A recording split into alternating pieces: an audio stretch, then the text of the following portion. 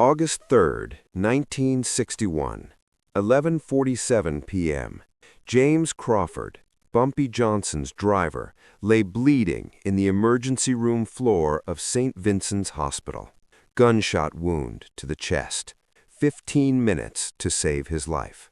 The ER doctor looked at James, then at the two black men who'd carried him in. "We don't treat his kind here. Take him to Harlem Hospital." Harlem Hospital was 6 miles away. James would be dead in 10 minutes. One of the men said, "He'll die if we move him." The doctor turned his back. "Not my problem. Get him out." James Crawford died in the ambulance 7 minutes later. 30 days after that, Bumpy Johnson walked into St. Vincent's Hospital as its new majority owner. The first thing he did was fire the doctor who'd let James die. The second thing he did was rename the emergency wing after James Crawford. This is the story of how racism killed a good man, and how Bumpy Johnson made sure it could never happen there again. To understand what happened that night, you need to understand who James Crawford was. James wasn't a gangster. He wasn't an enforcer. He was a driver, a good man with a family, 3 kids, a wife, a mortgage. He'd worked for Bumpy Johnson for 8 years, not because he was involved in anything illegal, but because driving paid 3 times what any legitimate job would pay a black man in 1961. James was quiet, professional, showed up on time, never asked questions, just drove Bumpy where he needed to go and waited in the car. August 3rd, 1961 started like any other Thursday. James picked up Bumpy at 10 a.m., drove him to 3 meetings, lunch in Midtown, 2 more meetings in the afternoon. By 11 p.m., they were heading back to Harlem. They stopped at a red light on 9th Avenue. That's when 2 men approached the car from both sides, guns drawn. Attempted robbery. They saw a nice car, a well-dressed black man in the back, and thought they'd found an easy target. They didn't know it was Bumpy Johnson. James saw them first. "Mr. Johnson, get down." The gunshots came before he could finish. One through the passenger window, straight into James's chest. Bumpy ducked, pulled his own weapon, returned fire. The robbers ran. One dropped his gun. Both disappeared into the night. Bumpy climbed into the front seat. James was conscious but fading, blood everywhere. "Stay with me, James. Stay with me." Bumpy drove. Not to Harlem Hospital. That was 15 minutes away. St. Vincent's was 4 minutes. 4 minutes might save James's life. Bumpy pulled up to the ER entrance, horn blaring. 2 men helped him carry James inside. James was still breathing, still conscious, still alive. And that's when everything went wrong. The ER was nearly empty.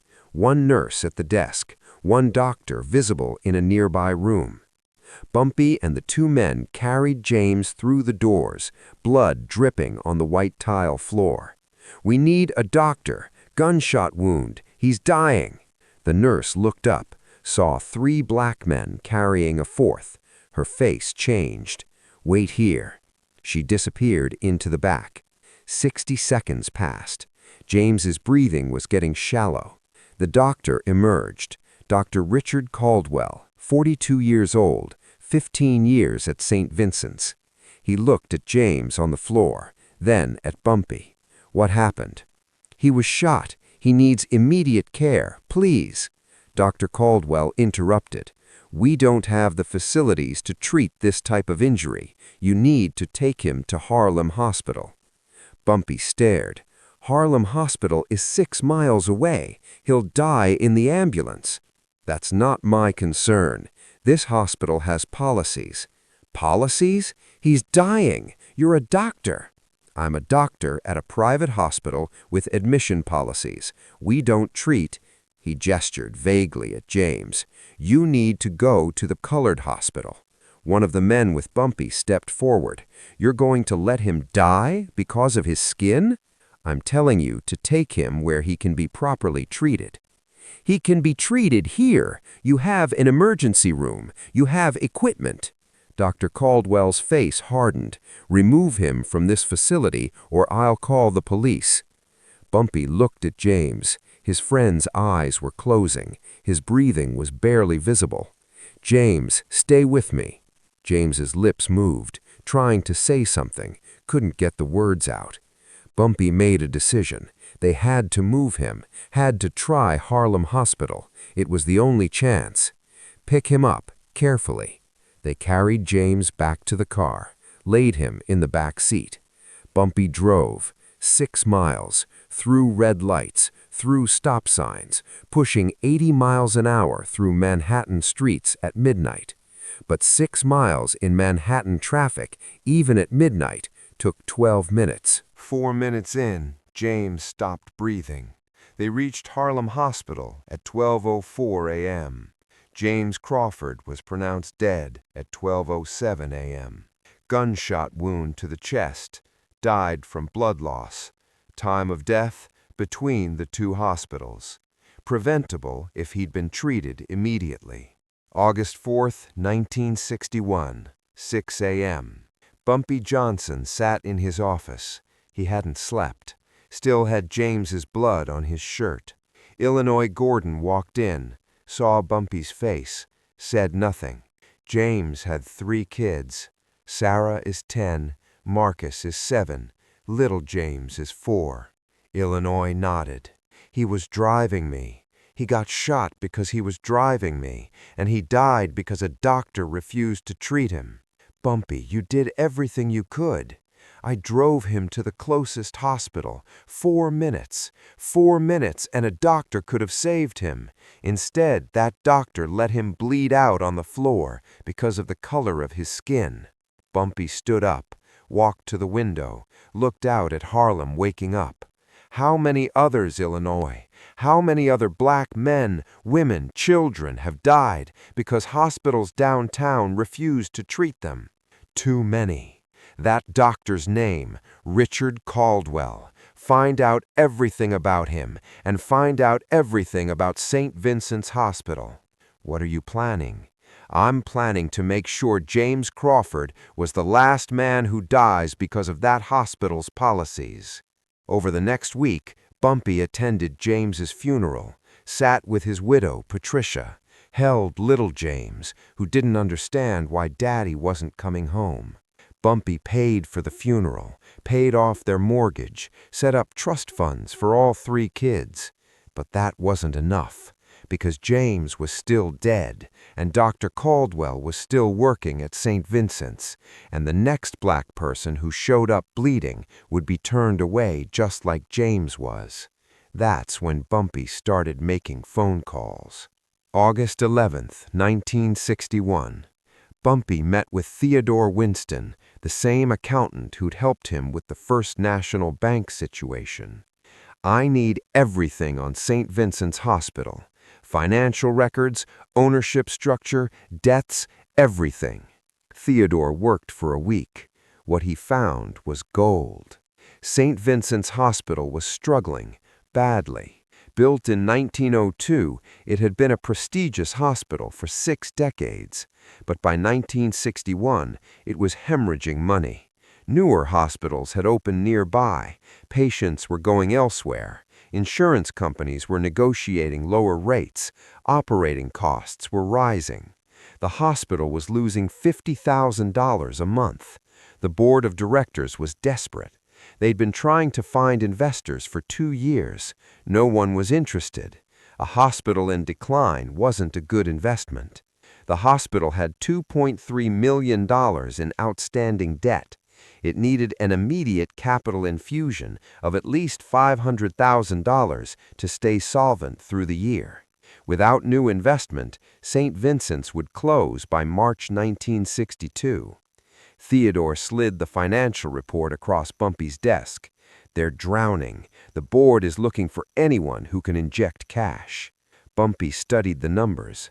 What would it take to acquire controlling interest? 49% of shares would give you control of the board. Based on their desperation, you could probably acquire that for $800,000. And if I wanted to own it outright, controlling interest is enough to change policies. You don't need full ownership. I want full ownership. I want to make sure this never happens again. Theodore did the math. Full ownership, assuming you can negotiate from their weak position, $1.2 million. It was a fortune in 1961, enough to buy 10 apartment buildings, enough to fund operations for years. But Bumpy had it. Years of careful investment, legitimate businesses, real estate holdings. Set up the meetings. I want to meet the board of directors, but they don't know who the buyer is. Use a proxy. White face, corporate background. Who? I don't care. Find someone. I want this done in 30 days. Bumpy, that's 30 days. James died on August 3rd. I want to walk into that hospital as owner by September 3rd. Can you do it? Theodore looked at the numbers again, then nodded. I can do it. August 15th, 1961. A corporate lawyer named Robert Mitchell, white, 55, legitimate, met with St. Vincent's board of directors. I represent a private investment group interested in acquiring St. Vincent's Hospital. The board members tried not to look desperate, failed. What are you offering? $1.2 million, full acquisition. You'd retain your positions on the board for 1 year to ensure smooth transition, but ownership would transfer completely. The board chairman tried to negotiate. The hospital is worth much more. The hospital is worth exactly what someone will pay for it. And right now, I'm the only one willing to pay anything. You're 6 months from bankruptcy. This offer expires in 14 days. They took it. August 29th, 1961. Papers were signed. Money transferred. St. Vincent's Hospital changed ownership. The board still didn't know who the real owner was. The deal had been structured through 3 shell companies. All the board knew was that a private investment group now owned their hospital. September 3rd, 1961. Bumpy Johnson walked into St. Vincent's Hospital, not as a desperate man carrying his dying driver, but as the owner. He went straight to the administrative offices, asked for an immediate board meeting. The board gathered, confused. Who was this well-dressed black man demanding a meeting? Bumpy sat at the head of the conference table. Gentlemen, let me introduce myself. My name is Ellsworth Johnson. Some of you may know me as Bumpy Johnson. As of August 29th, I am the sole owner of this hospital. The room went silent. You could hear breathing. 30 days ago, my driver was shot. I brought him here. He was alive, conscious. 15 minutes of medical care would have saved his life. Your ER doctor, Richard Caldwell, refused to treat him because he was black. My driver died in an ambulance on the way to Harlem Hospital. Bumpy stood up. That will never happen again. Effective immediately, this hospital has a new policy. Every patient who comes through those doors will be treated regardless of race, religion, or ability to pay. Emergency care is not negotiable. The board chairman tried to speak. Mr. Johnson, we have financial concerns. I own this hospital. Your financial concerns are my concerns, and I'm telling you, treat everyone or I'll replace this entire board. He walked to the door, stopped. One more thing. Dr. Richard Caldwell, where is he? He's working today, in the ER. Fire him, now. Have security escort him out. Mr. Johnson, we can't just... You can. You will. I want him gone in the next 10 minutes. 20 minutes later, Dr. Richard Caldwell was escorted out of St. Vincent's Hospital. Fired. Career at that hospital over. He tried to protest. "You can't do this. I'll sue." Bumpy met him at the entrance. "You let my driver die on your floor. You can sue all you want, but you'll never work at this hospital again." Caldwell left, never worked at another New York hospital, eventually moved to New Jersey, lived with the weight of James Crawford's death for the rest of his life. September 10, 1961. St. Vincent's Hospital held a dedication ceremony. The emergency room wing was renamed the James Crawford Emergency Wing.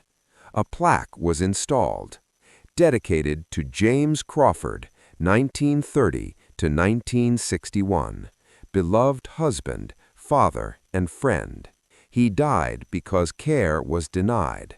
This wing ensures care is never denied again. Patricia Crawford and her 3 children attended. Patricia cried when she saw the plaque. Bumpy knelt down to little James, now 4 years old. "Your daddy was a good man, and this hospital is going to save a lot of lives because of him. You remember that."